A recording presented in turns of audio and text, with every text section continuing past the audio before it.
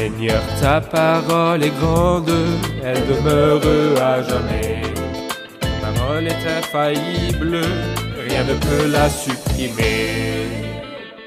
Bienvenue chers téléspectateurs, je vous souhaite la bienvenue ainsi qu'à tous nos téléspectateurs dans le monde entier dans un nouvel épisode de cette émission quotidienne d'études bibliques toute la Bible. Comme nous l'avons déjà indiqué, dans cette émission, nous allons présenter une étude complète de tous les livres de la Bible, les 66 livres de la Genèse à l'Apocalypse, sur une période de 5 ans, en 1323 épisodes. Mais nous avons consacré les 10 premiers épisodes à parler de l'inspiration, sa signification, ses théories et comment la Bible nous est parvenue. Permettez-moi au début de l'épisode d'accueillir mon invité, le serviteur du Seigneur, le frère Youssef Riyad. Bienvenue frère Youssef. Merci frère Riyad. Nous accueillons aussi nos invités, soyez les bienvenus. Frère Youssef, nous avons parlé dans les 3 épisodes précédents de la Bible. Et pourquoi on dit de ce livre qu'il est le livre saint, qu'il est le seul livre qui puisse être appelé le livre saint. Nous avons appris que l'inspiration est le souffle de Dieu et que la révélation, c'est les paroles directes de Dieu et les aspects de la grandeur et de l'unicité de la Bible. Mais aujourd'hui, nous allons parler de la façon dont la Bible a été écrite et des moyens par lesquels elle a été écrite et des matériaux sur lesquels la parole de Dieu a été enregistrée. J'ai d'abord une question urgente. L'écriture existait-elle à l'époque de Moïse? Parce qu'il y a ceux qui protestent et disent « Vous dites que Moïse a écrit, mais l'écriture n'était pas connue à l'époque de Moïse. » Comment leur répondre? En fait, les critiques qui disent cela sont des gens plus que superficiels. L'écriture n'était pas seulement connue à l'époque de Moïse, mais avant Moïse, bien avant. Par exemple, Hammurabi et le Code de Hammurabi. Hammurabi était contemporain d'Abraham ou un peu de temps avant lui. L'écriture était donc connue depuis longtemps. Et que signifie que l'inspiration dise que Moïse a été formé avec toute la sagesse des Égyptiens? Diplômé de l'université d'Inu ou autre, parce qu'il a été formé avec toute la sagesse des Égyptiens. Si l'écriture n'était pas connue, quel genre d'université alors existait-il à cette époque? Bien sûr que non, l'écriture était connue à l'époque de Moïse et cela a été prouvé. Mais les gens qui lisent des livres anciens ne savent toujours pas que l'écriture était connue avant Moïse par des siècles. Parfait. L'écriture était donc connue avant Moïse. Moïse a été formé avec toute la sagesse des Égyptiens et le témoignage de Christ est le plus vrai du vrai. Oui. Il dit dans le Nouveau Testament que Moïse A écrit. Il suffit que le Christ dise que Moïse a écrit, là nous saurons que Moïse a vraiment écrit. Nous verrons ensemble, avec un film, comment le processus d'écriture et de copie avait lieu sur différents matériaux et j'espère que vous le commenterez pendant ou après le visionnage. Alors ce sont les papyrus sur lesquels ils écrivaient. Oui. Mais ce n'était pas le seul matériau. Ils écrivaient aussi parfois sur des peaux d'animaux, d'où vient le mot livre, en hébreu safar, qui veut dire écrocher la peau. Parfait.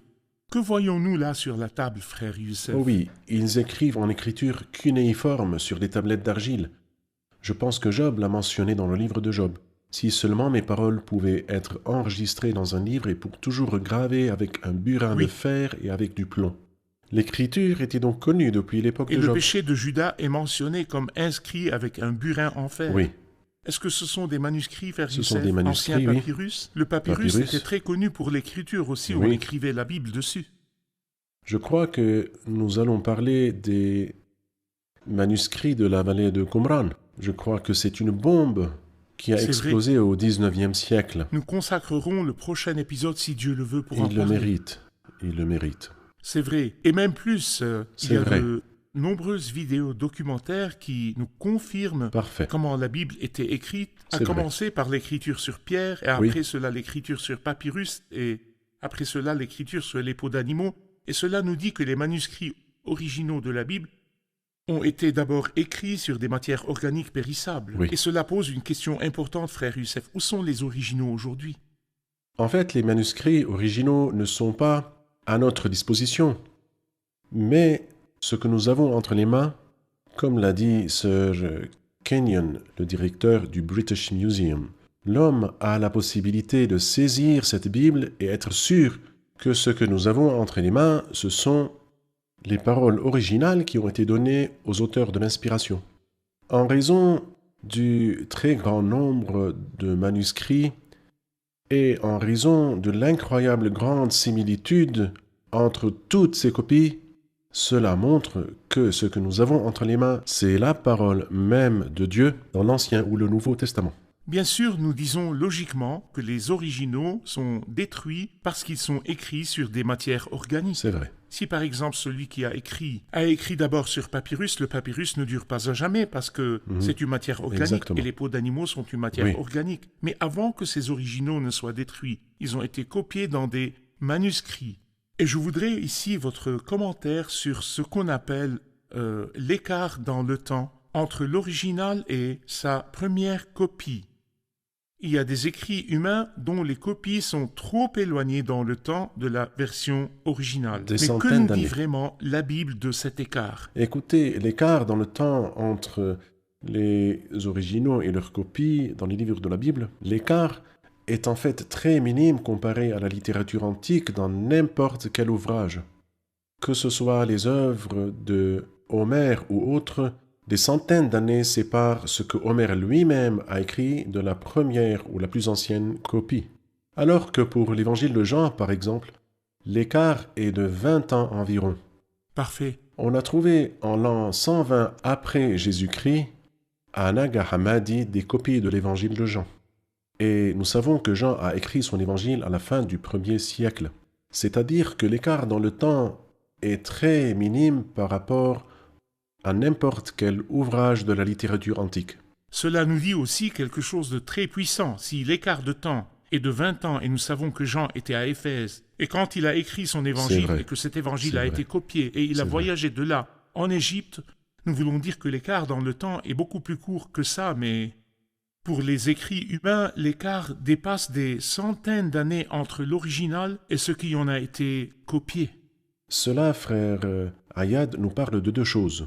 Non seulement de notre confiance dans la Bible, mais encore de l'appréciation que la première génération portait au livre de Dieu, de sorte que il a atteint des pays très loin du pays où il a été écrit. Vous dites qu'il a été écrit dans la ville d'Éphèse et qu'il a atteint l'Égypte, et la copie la plus ancienne, 120 ans après Jésus-Christ, cela montre que depuis qu'il a été écrit, il a été accepté Et il s'est comme répandu la parole de immédiatement. Dieu. Très Oui. bien. Je vous remercie. Nous ferons une pause et puis reviendrons pour une question.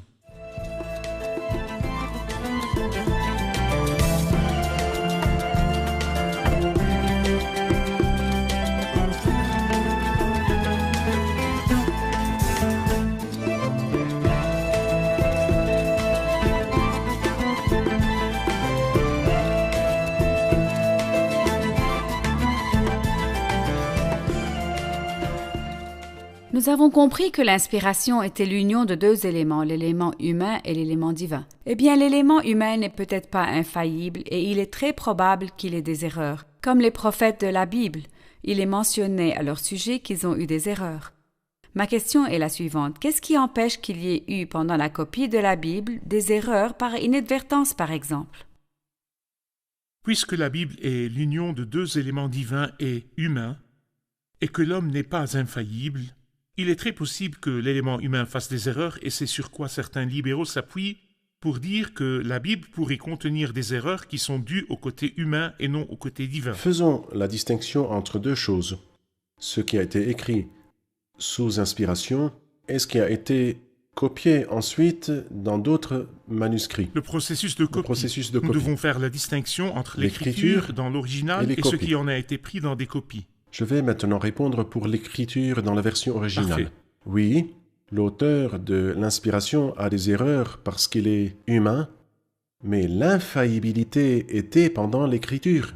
Ils avaient des erreurs en eux-mêmes, En eux-mêmes. mais pas dans ce qu'ils ont écrit. Mais dans ce qu'ils ont écrit, il y avait l'infaillibilité, et c'est ce que nous avons expliqué quand nous avons dit inspiration, qui est la domination de l'Esprit de Dieu sur les apôtres et les prophètes, et ils ont écrit selon leurs propres expériences, leurs sentiments, leur langue, leur culture. C'est vrai, c'est l'élément humain, sans le moindre mélange d'erreurs. Car l'erreur serait attribuée à Dieu, car c'est la parole de Dieu. C'est avec raison que le Saint-Esprit a dit à nos ancêtres par le prophète Ésaïe. Donc s'il y avait erreur, ce serait Dieu qui l'aurait faite, et loin de Dieu l'idée de faire des erreurs. Dieu a dominé et contrôlé. Leurs caractères ont émergé sans que leurs erreurs apparaissent. Certains comparent cela à un musicien doué qui a différents instruments devant lui, mais parce qu'il est doué, il saisit la flûte et joue dessus parfaitement. Il saisit l'accordéon et joue parfaitement. Il saisit la guitare et joue parfaitement. Le oud aussi. Vous pouvez différencier entre un son et un autre, mais ce musicien ne peut jamais se tromper, parce qu'il est maître de l'instrument. Et combien plus est Dieu. Loin de lui l'idée de faire des erreurs. Donc les écrivains de l'inspiration, parce qu'ils sont des êtres humains en eux-mêmes, ne sont pas infaillibles. Mais dans Oui. ce qu'ils ont écrit, infaillibilité Infaillible. absolue. C'est vrai. David en lui-même n'était pas infaillible parce Oui. qu'il a péché. Oui. Mais ce qu'il a écrit à propos du Christ, c'est littéralement accompli. Exactement. Surtout le psaume 22. Ils ont percé mes mains et mes pieds.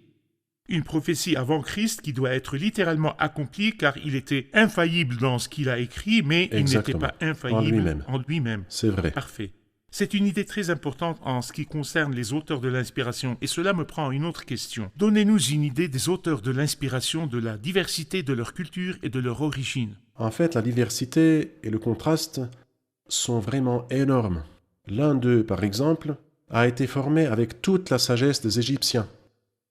Il était puissant en parole et en acte. Qui était-il? Moïse. Moïse. Alors qu'un autre était berger et cultivateur de sycomore, et c'est Amos. Un autre était le philosophe de son temps et de tous les temps, Salomon le sage.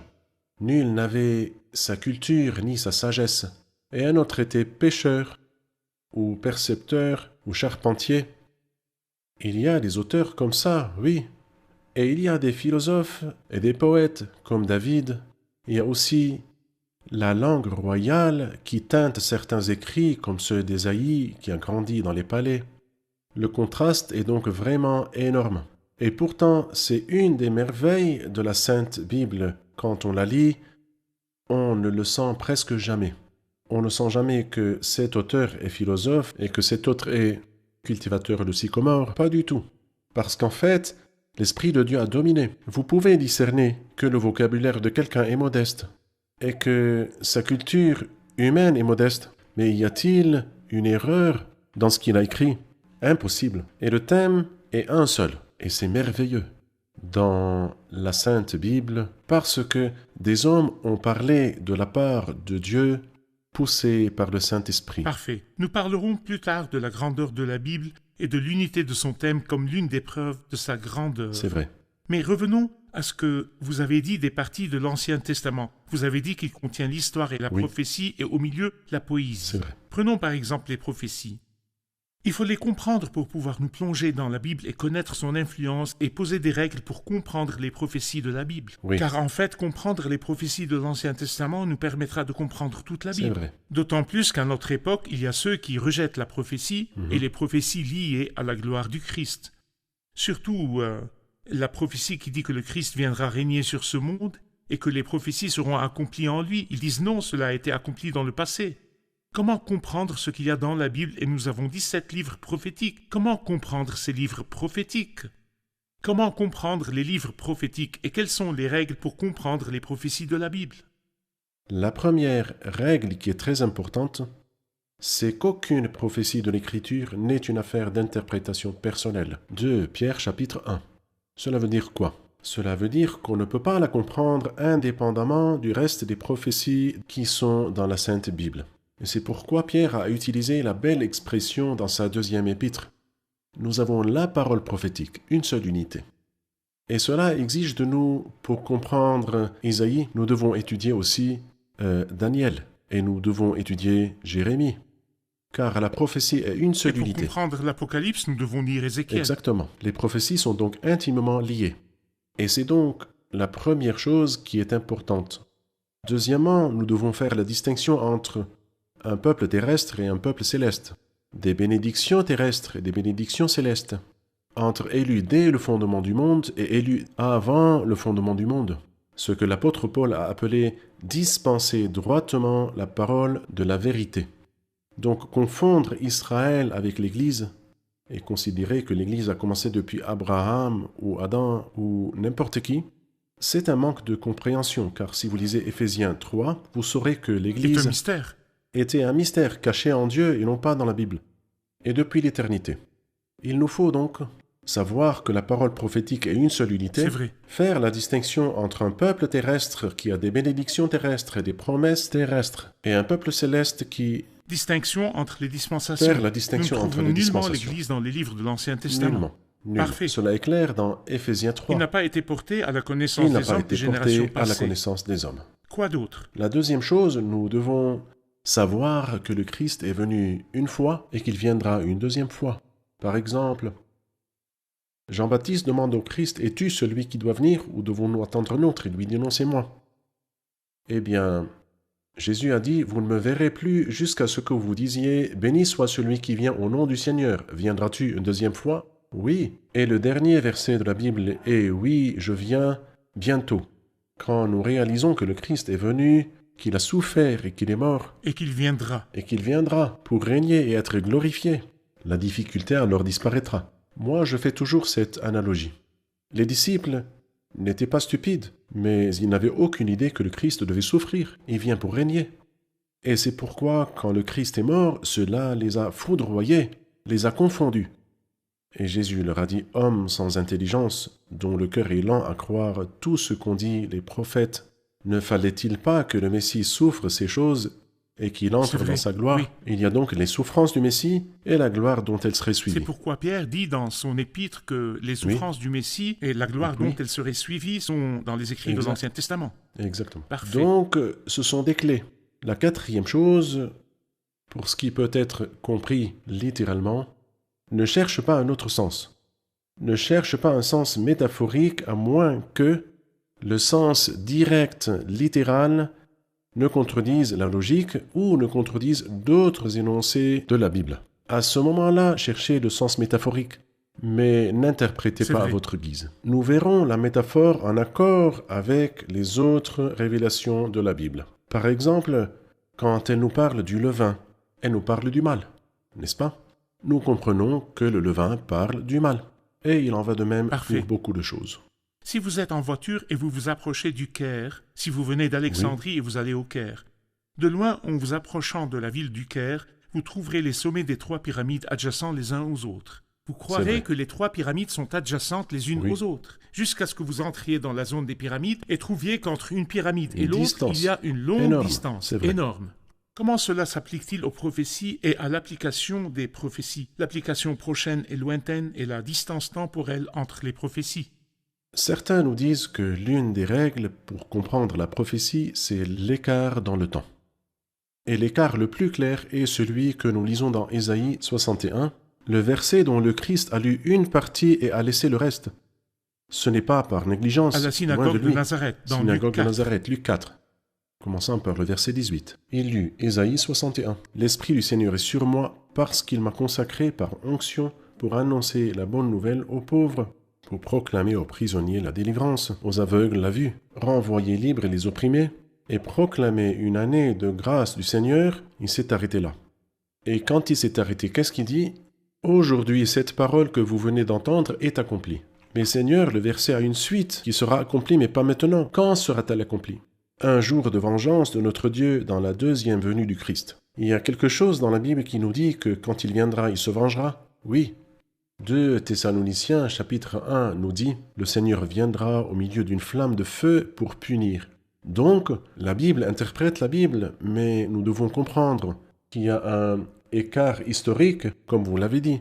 Les sommets des 2 pyramides ne sont pas adjacents l'un à l'autre, les sommets des 2 montagnes ne sont pas adjacents l'un à l'autre. Une vallée abyssale les sépare, mais de loin, il semble être un seul Nous point. devons prendre ces choses en considération pour comprendre 17 livres prophétiques dans l'Ancien Testament, sinon nous lirons des livres prophétiques et nous ne comprendrons rien. C'est ce qui est L'écart dans arrivé le temps. malheureusement. Exactement. Beaucoup de gens évitent les livres prophétiques et disent qu'ils sont difficiles. Exactement, je vous remercie, mais après avoir vu cet épisode, je pense que ça leur donnera Amen. envie de comprendre les livres prophétiques, et par la grâce du Seigneur, cette émission sera cause de bénédiction Amen. pour eux, pour comprendre tous les livres Amen. de la Bible. Nous ferons une pause et puis reviendrons pour une question.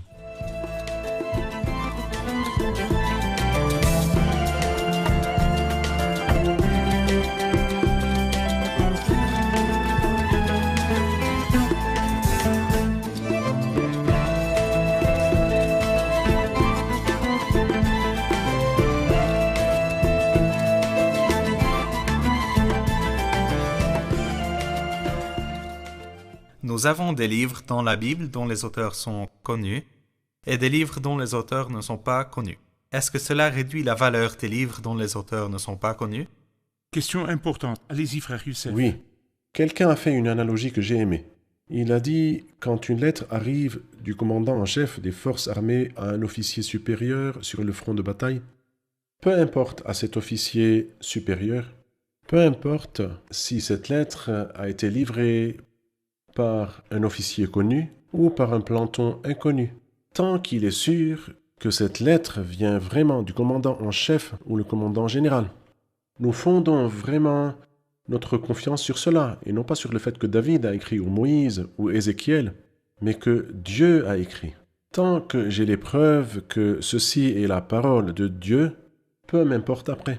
S'il s'est servi d'Ésaïe ou d'Ézéchiel ou de Daniel ou de quelqu'un que je ne connais même pas, ça ne fait aucune différence tant que je suis absolument sûr que c'est la parole de Dieu.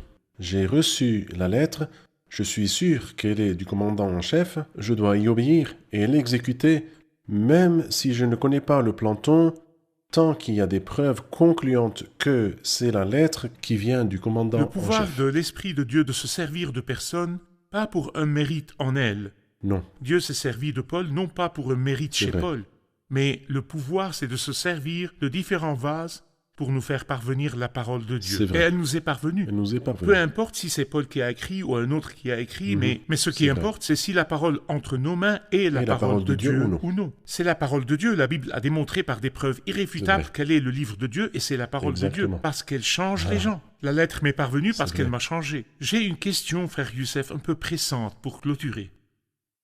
Ceux qui insultent la Bible aujourd'hui et qui jadis saisissaient la Bible et la lisaient et prenaient le temps pour la méditer, et ceux qui, quand ils étaient bouleversés, lisaient la Bible pour être consolés, et ceux à qui leur maman disait quand ils étaient petits « Lis la Bible, mon petit, pour que tu comprennes », et ils allaient à l'école après l'avoir lu, après avoir pu, après cela, attaquer la Bible et dire « Non, cette partie n'est pas de Dieu. Cette partie est douteuse. Cette partie est une erreur humaine. » Saisiront-ils la Bible à nouveau, avec cet empressement et cette confiance pour y chercher la nourriture, chercher la confiance et chercher l'encouragement, frère Youssef? Merci de nous l'expliquer. Il y a 2 versets dont je me souviens.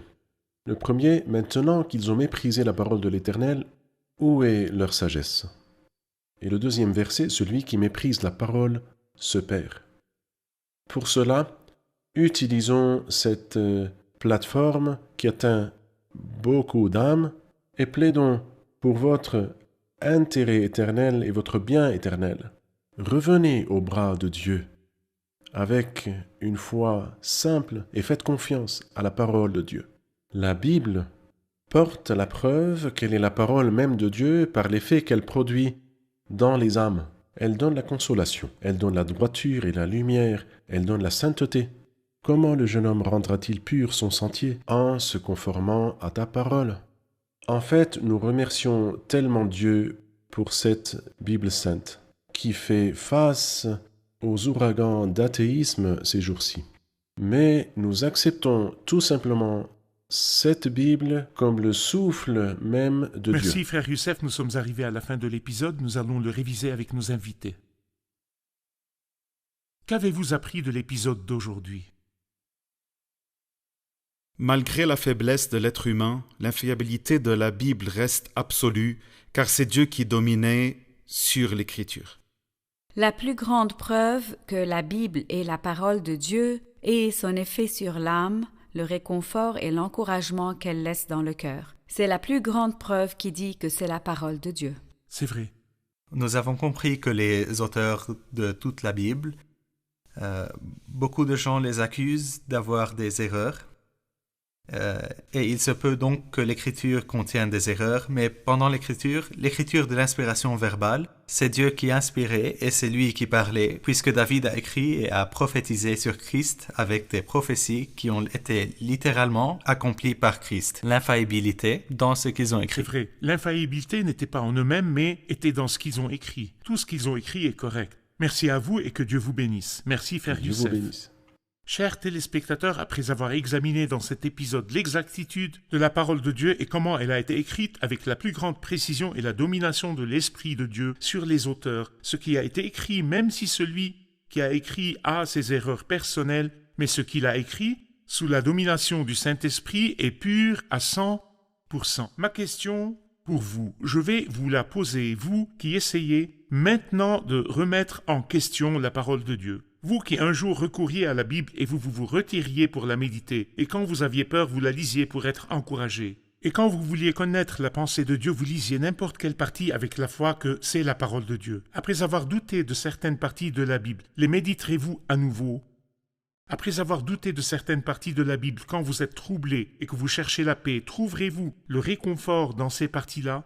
Après avoir douté de la parole de Dieu, trouverez-vous de nouveau que la Bible est votre ami, votre réconfort, votre compagnon à vie? Je vous implore au nom du Seigneur Jésus de revenir avec un esprit de disciple et de soumission devant ce grand livre, de confesser votre péché devant ce grand livre, et de dire au Seigneur, ouvre mes yeux pour que je contemple les merveilles de ta loi, jusqu'à ce que nous nous retrouvions dans le prochain épisode, que le Seigneur soit avec vous.